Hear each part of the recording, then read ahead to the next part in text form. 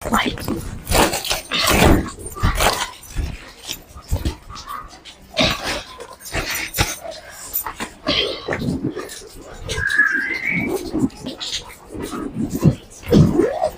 बाबा झाले का भांडे घासून? भांडे घासून? हो. ए बाई, मी काय बाई वाटलं काय तुला म्हणे की झाले का भांडे घासून?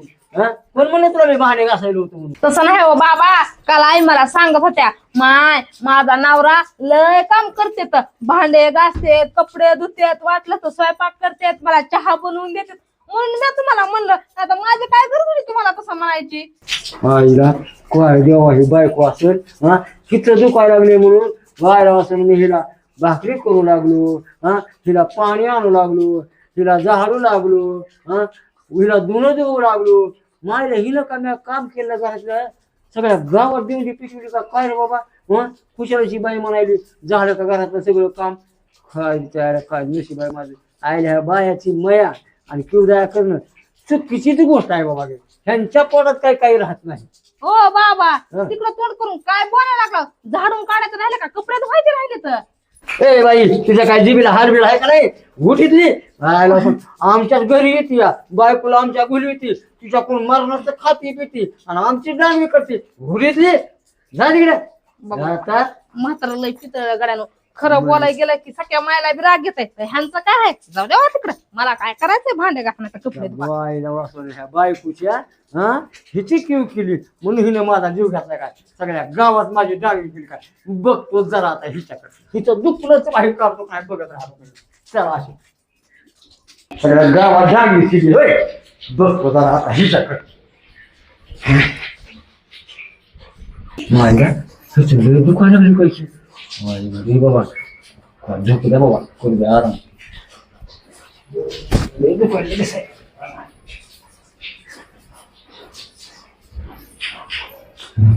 आईला काय करावं? किती दवाखाना केलाय आणि किती पैसा घाललाय. लोकांचं साल घेतलं, लोकांकडून उष्णे घेतलं, घर घाण ठेवलं. तिचा एवढा बी दवाखाना केलाय तरी तिचा दवाखान्यात कामीच व्हायला गेली. आईला काय करू? काय देवा धर्माचं बघू काय करू? काही समजा वापरलं तर काही डोकं चला नाही. चला जे नशिबात असेल ते होईल. मला तांब्या भरून पाणी द्या बरं. तुला पाणी देऊ काय ढोसायला? म्हणजे मला नागिनी म्हणजे ढचशील आणि सगळ्या गावामध्ये डांगी करशील. माझा नवरा धुणं धुतोय, माझा नवरा भाकरी करतोय, माझा नवरा झाडून काढतोय. आता आता असं काय बोलायला लागला व? काय बोलायलं? काय सांगितलं त्या शेजारी काकीला होय ग? अव त्या काकीला मी काही सांगितलं नाही की. तुम्ही काय पिऊन आलाव का काय आज? अजून कोण वरी करून म्हणतेस का? मी नाही कोणाला काही सांगितलं. ती काकी काय ईडी आहे का मला म्हणायला भांडे झाले का, धुणं झालं का, भाकरी झाल्या का म्हणायला? होय ग? लागली सांगायला म्हणे की मी नाही तुम्हाला काय बोलले म्हणून. मला म्हणतीस काय दारू पिऊन आलाव काय, दारू घेऊन आलाव काय? मी दारू तर आजपर्यंत पिलो नाही आणि पिणार बी नाही. त्या दारूपेक्षा काय करतो, जातो औषधाच्या दुकानात, तिथून एक रोगरची बाटली आणतो आणि ती तुला पाचतो. म्हणजे तुझं दुखणं बी खलास, तू बी खलास आणि माझा जीव बी सुखी होईल, समाधानी होईल. म्हणे की दारू पिऊन आला होता. अव त्या काकीला नाही मी सांगितलं, ताईला सांगत होते फोनवर. अगं बाई म्हणलं माझं लय दुखायलंय. मग म्हणली आहे घरातले काम कोण करतय ग? तर मी म्हणलं तुझा बाप 2 भाकरी टाकतय, थोडी भाजी करतय, सकाळी चहा बनवतय, भांडे घासतय, धुणं धुतय. तिला असं मी सांगत होते. त्या काकीला कशाला सांगाय जाऊ? मी ऐकलंय, मी स्वतः ह्या काकीने ऐकलंय. मी थांबा, मी आले पुलीकून.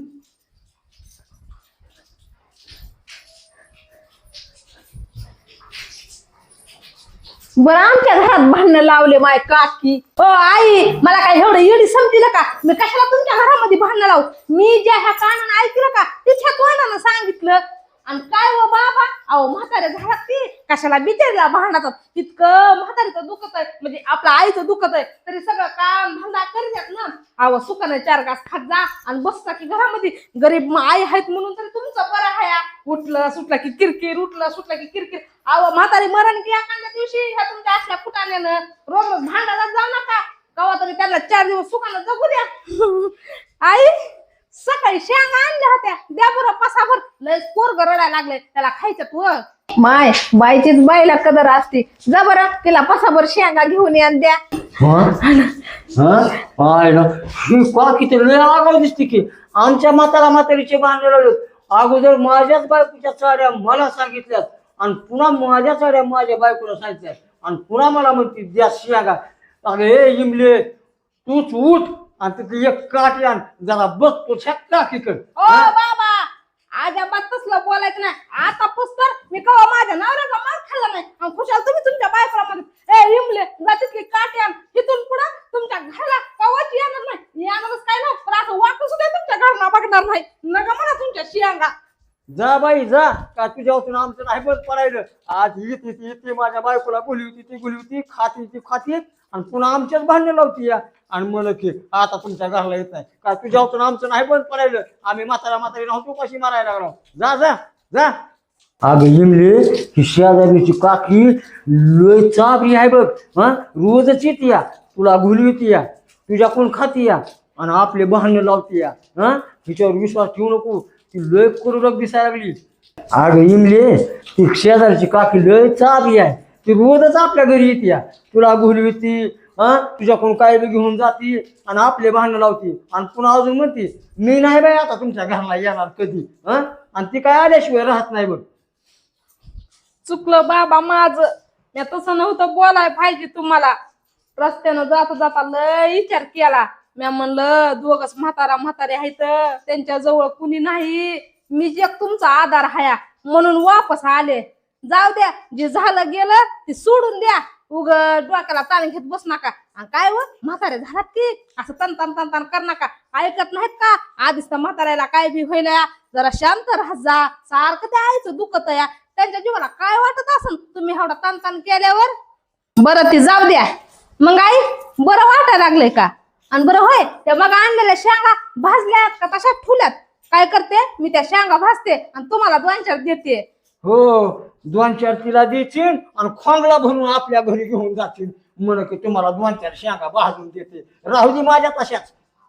काय माय ह्या म्हाताऱ्याला किती घुलवावा आणि किती नाही काय माय. किती बी घुलवलं तरी हितच आहे, किती बी घुलवलं तरी हितच आहे. दररोज बाबा बाहेर जात असते तर आज का मग घरी बसले काय माहिती. आहे तर असं बी तसं बी कामच करतोय. तिचं भांडे घासतोय, धुणं धुतोय, काय होतंय माझं मी देतो तिला शेंगा भाजून. तू जा बाई तुझ्या घरी. जाऊ द्या, जाऊ द्या. लेकरा बाळामध्ये. बाबा एवढं मनावर घेऊ नका. जा उठा बघा कामधंद्याचं. कामधंदा करता तर पोटाला पोटभर खाता. जा जा जा कुठेतरी कामाला जा. हाय मी आईला ठेवते लक्ष. जेवण पाणी सगळं देते. हो जेवण देशील. 1 भाकर तिला देशील आणि 4 भाकरी घेऊन तुझ्या लेकराला घेऊन जाशील. अर्ध भगून भाजी करशील, वाटीभर तिला देशील आणि सगळी भाजी उठून घेऊन जाशील. नको बाई राहू दे, मी बघतो माझ्या बायकोचं आणि तिच्या दुखण्याचं. बघा लयच लागलं नाही बोलायला. काय तुमच्या घरी 1-2दा भाकर खाल्ली म्हणून आता इथून पुढे खात नाही तुमच्या घरी भाकर. थांबा मी दुडीभर भाकरी करते आणि तुम्हाला आणून खाऊ घालते, म्हणजे तुमचा माझा फिटून जाईल. जाऊ द्या माय, काय ह्यांना बोलायसारखंच नाही. जा जा जा. आणि आता येऊ नको बघ आमच्या घरी. थांब इमले मी तुझ्यासाठी शेंगा भाजून आणतो. थांब मी एंजलला बोलतो. एंजल इकडे बाय, आपण तुझ्या आजीला त्या मागं आणलेल्या शेंगा थोड्या भाजून देऊ. शेंगा बिंगा काय भाजू, एवढं छटाकभर काम करताव आणि मरणाचं भांडताव. तुमचं बोलणं ऐकून माझ्या कानाचे पडदे फाटले की त्याच्यातून भळा असं रक्त आलं की. अगं एमडी असं नको करू. म्हातारपणाला तूच मला आहेस आणि मीच तुला आहे. लोकांचं ऐकून आपण म्हातारपणाला कशाबद्दल भांडणं करायची तर तसं नको. थांब थोडं बस, मी तुला आणतो शेंगा भाजून. मग ती थोड्या खा, तुला बरं वाटेल. जाऊ दे झंझट न गेला काही बघ.